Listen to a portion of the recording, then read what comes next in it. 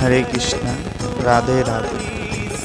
গীতাতে বলছে যে ক্ষেত্রজ্ঞায় রেবম স্তরং জ্ঞান চক্ষুষা ভূত প্রকৃতিমক্ষং চজে বিদুর জানতে পড়াম।